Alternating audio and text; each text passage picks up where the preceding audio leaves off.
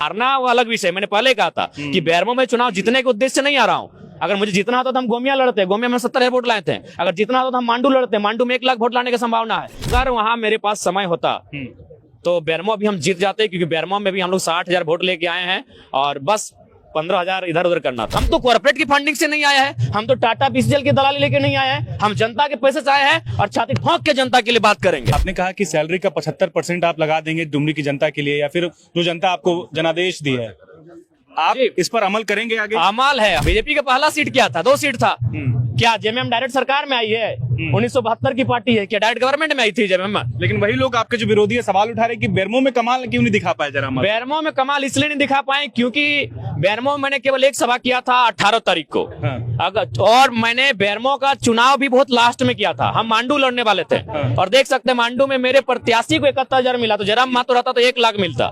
तो मेरा तैयारी था मांडू में। मांडू क्यों नहीं लड़ा? मांडू इसलिए नहीं लड़ा क्योंकि बेरमो में दोनों आ गए हैं बाहर के माफिया लोग। अच्छा। और मेरी आइडियोलॉजिकल लड़ाई वहां फिट बैठ रही थी।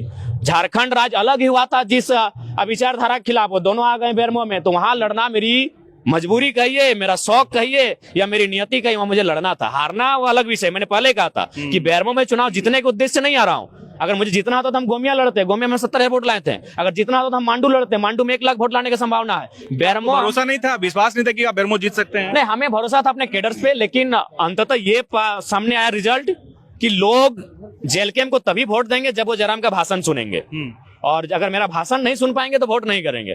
तो जाहिर सी बात है हम वहां भाषण दे ही नहीं पाए। मैंने डुमरी के 71 पंचायत में कैंपेन किया। मुझे 94,000 वोट पड़े। बेरमो में मैंने केवल 1 जगह भाषण दिया था, बेरमो करगली मैदान में। अगर वहां मेरे पास समय होता तो बेरमो भी हम जीत जाते, क्योंकि बेरमो में भी हम लोग 60,000 वोट लेके आए हैं और बस 15,000 इधर उधर करना था। अच्छा जयराम जी, जब आप भाषण दे रहे थे, जब आप चुनावी सभा कर रहे थे, तो आपने कहा कि सैलरी का 75% आप लगा देंगे डुमरी की जनता के लिए, या फिर जो जनता आपको जनादेश दी है, आप इस पर अमल करेंगे आगे? अमल है। मैंने ये भी कहा है आपके चैनल के माध्यम से, फिर कहेंगे। जमीन खरीदने की बात मेरा घर पड़ता है धनबाद जिला, और मैंने जिस विधानसभा को जीता है वो गिरिडीह और बोकारो में आता है। मैं वहाँ भाड़े का घर खोज रहा हूँ, मैं वहाँ भाड़े के घर में रहूंगा। इनकी तरह नहीं कि नेमरा से जीत के जाएंगे दुमगा में प्रॉपर्टी बनाएंगे, रामगढ़ से जीत के जाएंगे बोकारो में प्रॉपर्टी बनाएंगे।